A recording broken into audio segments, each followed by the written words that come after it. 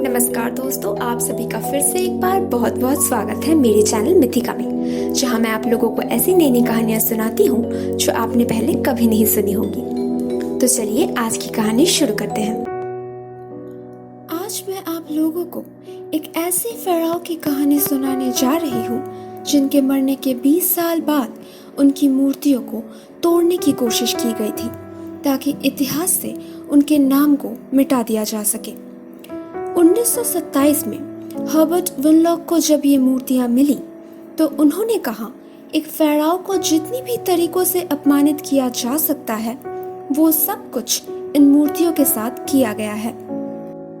सोचने की बात यह है कि प्राचीन इजिप्शियंस के लिए फ़राओ भगवान के समान थे, तो किसने और क्यों ऐसी हरकत की होगी। ये मूर्तियां थी हतशपसूत की 18 डायनेस्टी की छठी फ़राओ, जिन्होंने अब तक के सबसे सफल महिला फ़राओ के रूप में इजिप्ट पर शासन किया था। उनके उल्लेखनीय शासनकाल का प्रमाण 19वीं शताब्दी से पहले उभरकर बाहर नहीं आया था और विनलॉक के समय में इतिहासकारों ने उनके जीवन काल को छल, वासना और प्रतिशोध जैसे कुछ सीमित ज्ञात जानकारियों के ऊपर बनाए रखा था। आमतौर पर फ़राओ के बेटे को ही फ़राओ होने का हक होता है, पर अगर फ़राओ को अपनी प्रधान रानी से कोई पुत्र की प्राप्ति नहीं होती है तो उनकी हरम में अगर किसी ने बेटे का जन्म दिया हो तो उसी को अगला फ़राओ बनाया जाता है। हतशपसूत के अलावा फ़राओ थुटमोस प्रथम की एक और छोटी बेटी थी जो जाहिर तौर पर बचपन में ही मर गई थी।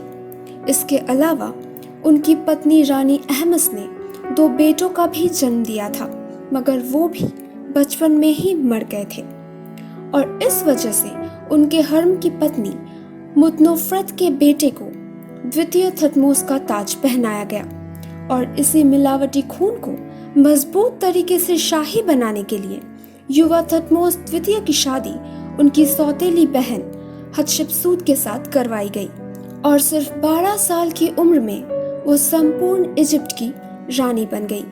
मगर वो एक पुत्र पैदा करने जैसे महत्वपूर्ण कार्य करने से असफल रही और नेफरू नाम की एक बेटी को पैदा किया, जिस वजह से जब थुटमोस द्वितीय बहुत ही कम उम्र में चल बसे तो घूम फिरकर शाही ताज वापस एक हरम की पत्नी द्वारा पैदा किए गए बेटे के सर पर आ गया।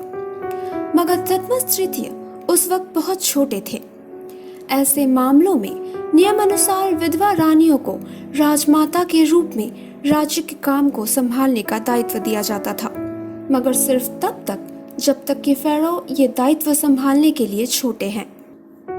हतशपसूत को पता था कि उनका पद कमजोर है और इसी वजह से उन्होंने अपना एक नया नाम रखा, मत-का-रे। मात जिसका मतलब है सच्चाई, का मतलब आत्मा और रे यानी सूर्य के देवता, और अपनी मूर्तियों को पुरुषों की तरह बनवाने लगे।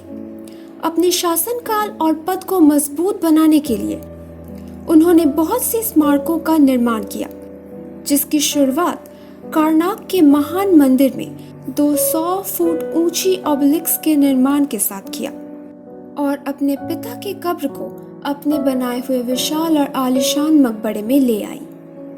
हालांकि कुछ इतिहासकारों का ये मानना है कि लोगों की नजरों से दूर थुटमोस तृतीय शिक्षा प्राप्त करके योग्य बन रहे थे, मगर कुछ इतिहासकारों का ये भी मानना है कि हतशपसूत ने अपने सौतेले बेटे को 20 साल तक नजरबंदी बनाकर रखा ताकि वो अपनी मर्जी से राज कर सके, जिस वजह से अपने शासनकाल में उन्होंने ही हतशपसूत की मूर्तियों को तोड़ने का आदेश दिया था, क्योंकि उन्हें इतिहास को बदलने की जरूरत महसूस हुई थी।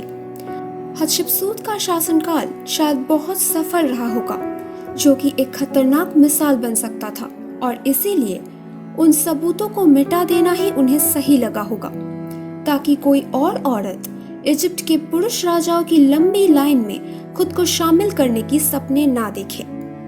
अपने शासनकाल के अंत में हतशपसूत ने कार्नाक में ऑबलिस्क की दूसरी जोड़ी का निर्माण किया था, जिसमें से एक पत्थर के ऊपर लिखा है, अब मेरा दिल मचलता है जब मैं सोचती हूँ कि लोग क्या कहेंगे।